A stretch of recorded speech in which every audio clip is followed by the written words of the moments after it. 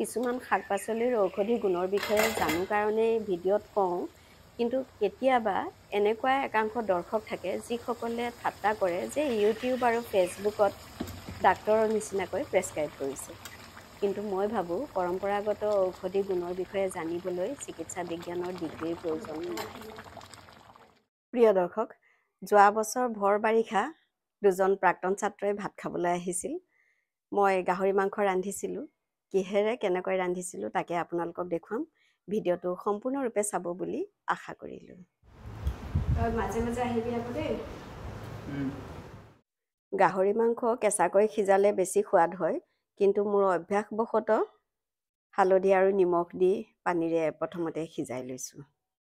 এয়া কৌস্তভ কোঁৱৰ 3 বছৰ আমাৰ নৰ্থ লখিমপুৰ কলেজত পঢ়িলে। আমাৰ হিষ্ট্ৰীৰ পাছ কোৰ্চৰ ষ্টুডেণ্ট আৰু পলিটিকেল ছায়েন্সত ফাৰ্ষ্ট ক্লাছ লৈ BA পাছ কৰিছে। খুৱাম ভাত খুৱাম কৰি থাকোঁতে আজি সময় মিলিলে। এয়া পলাশজ্যোতি দত্ত আমাৰ নৰ্থ লখিমপুৰ কলেজৰ GS আজি ভাত খাবলৈ বহিছে। মই আপোনালোকক ৰেচিপিখিনি দেখুৱাই দিছোঁ। একেবাৰে সাধাৰণ কাহি, সময়ো নাই। এয়া মচুৰ দাইল, এইখিনি হৈছে চয়াবিন আৰু আলু, তিয়ঁহ, এয়া কচু খিয়ৰি আৰু কঁঠালগুটি, এইফালে নিমখত ডুবাই ৰখা শুকানেই, তাৰমানে বহুত শুকুৱাইছিলোঁ, গোলনেমু, আৰু এইখিনি তেল আৰু হালধি নাইকিয়া গাহৰি মাংস, মানে এওঁ মানে ৰন্ধা ৰেচিপি স্পেচিয়েল। আৰু এয়া নেমু, আৰু লগত এইখিনি মোৰ গাহৰি মাংসৰ ৰেচিপি। এই গাহৰি মাংসৰ ৰন্ধন প্ৰকৰণটো মই দেখুৱাইছোঁ, আপোনালোকক ভিডিঅ'ত চাব। এতিয়া খা তহঁতি, খাই কেনেকুৱা লাগিছে হয় নহয়? মই পিছত খাম।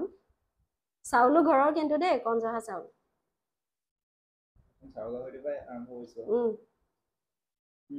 ভাল হৈছেনে? মূৰটো খাইছা? মূৰটো টেষ্ট কৰিছে।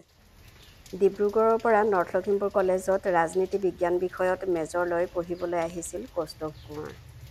বুৰঞ্জী বিষয়টো কৌস্তভৰ ঐচ্ছিক বিষয় আছিল, কিন্তু আমাৰ সম্পৰ্ক এনেকুৱা হৈছিল যে শিক্ষাগুৰু আৰু ছাত্ৰৰ সম্পৰ্কতকৈও বেছি মাতৃ-পুত্ৰৰ সম্পৰ্কৰ নিচিনা হৈ পৰিছিল।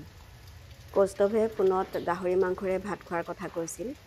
ঘৰত আমি মাত্ৰ 2জন মানুহ, গতিকে এওঁৱে ময়ে দুয়োজনে গৈ পহুমৰাৰ পৰা গাহৰি মাংস কিনি আনিলোঁ।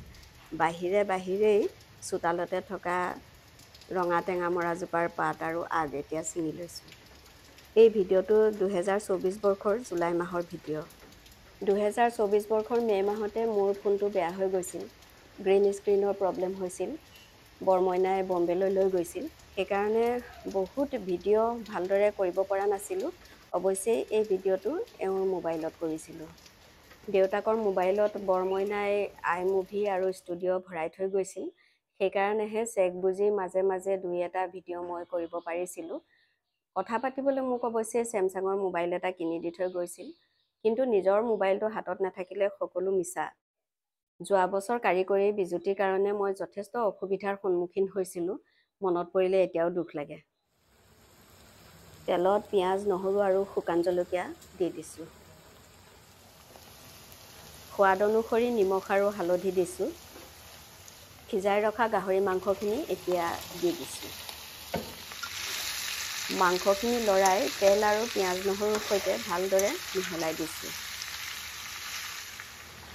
তেল বিৰিঙিছে, আলু দি ঢাকি দিছোঁ। ইফালে আছে তেল হালধি নিদিয়া মাংস। এয়া চাওক। ৰঙা টেঙামৰা পেটৰ কাৰণে খুবেই ভাল। টেঙামৰাখিনি ভালদৰে ধুই ল'লোঁ। এইখিনি শুকুৱাই ৰখা ৰূপহী থেকেৰা। এয়া ৰঙালাওৰ আগ আৰু পাত। বাৰিষা একোৱেই নাই, তথাপিও এইকেইখিলা যেনে তেনে বুটলি আনিছোঁ। ৰূপহী থেকেৰাও পেটৰ কাৰণে ভাল। অলপ পানী দি কোমলাই লৈছোঁ। ৰঙালাওৰ আগ আৰু পাতকেইখিলা কাটি লৈছোঁ। অৱশ্যে নিজৰ জোখমতে কাটিছোঁ, নেকাটিলেও হৈ যায়, তথাপিও কাটি ল'লে ভাল হয়। মাংসত কেঁচা নহৰু অলপ দি দিছোঁ। কুটি লোৱা ৰঙালাওৰ আগ আৰু পাতখিনি কেৰাহীত দি দিছোঁ। গেছটো কমাই এতিয়া মই 10 মিনিট ঢাকি ৰাখিম। টেঙামৰাও কুটি লৈছোঁ। টেঙামৰাও নুকুটিলেও হয়, গলিয়ে যায়, তথাপিও কুটি ল'লে মনটো ভাল লাগে, সেইকাৰণে কুটি লৈছোঁ। কোমলাই ৰখা ৰূপহী থেকেৰা কেইডোখৰ পানীৰে সৈতে দি দিছোঁ। বাৰিষা গৰমত গাহৰি মাংস খালে কেতিয়াবা পেট মোৰ বেয়া হয়, সেইকাৰণে এনে সময়ত গাহৰি মাংসৰ লগত থেকেৰা আৰু টেঙামৰা পাত খাব পাৰিলে ভাল। ঢাকি দিয়াৰ লগে লগেই টেঙামৰা সিজিব। এয়া চাওক 2 মিনিটত টেঙামৰা সিজি গ'ল। পানী তপতাই দি দিছোঁ। যদিহে গৰম পানী নাথাকে তেতিয়াহ'লে ঠাণ্ডা পানীও দিব পাৰে, কিন্তু গৰম পানী দিলে এটা কথা ভাল হয়, তৰকাৰীখনৰ লগত তাপমাত্ৰা মিলি যায়, লগে লগে উতলে। এয়া চাওক। তেলত শুকান জলকীয়া দিছিলোঁ যদিও কেঁচা জলকীয়াও কেইটামান দি দিছোঁ। ভৰ বাৰিষা, এতিয়া ধনিয়া নাই, বজাৰতো নাই, ঘৰতো নাই। মাংস হৈ গ'ল, গেছ অফ কৰি ঢাকি ৰাখিলোঁ। আচলতে বহুত ধুনীয়া হৈছে আৰু মেমে বাৰু বনায়ো ভালকৈ ধুনীয়াকৈ বনাই থাকে। ভিডিঅ' দেখোঁতে লোভ লাগে, আচলতে খাওঁতেও 3 বছৰৰ পৰা খামকৈ থাকিলোঁ। এইখিনি কিন্তু মই শিলপতাত বটা মছলাৰে আকৌ দেই, এইখিনি শিলপতাত বটিছোঁ মছলা, এইখিনিও শিলপতাত মছলা বটিছোঁ। অকল এইখিনিৰ কাৰণে খুন্দনাত থেতেলি আছে। প্ৰিয় দৰ্শক, ভিডিঅ'টো যদি ভাল লাগিছে তেন্তে লাইক কৰক, শ্বেয়াৰ কৰক আৰু মতামত দিয়ক। আপোনালোক কুশলে থাকক। আকৌ লগ পাম নতুন এটি ভিডিঅ'ৰে। আজিলৈ মই ৰূপাঞ্জলি বিদায় ল'লোঁ। নমস্কাৰ।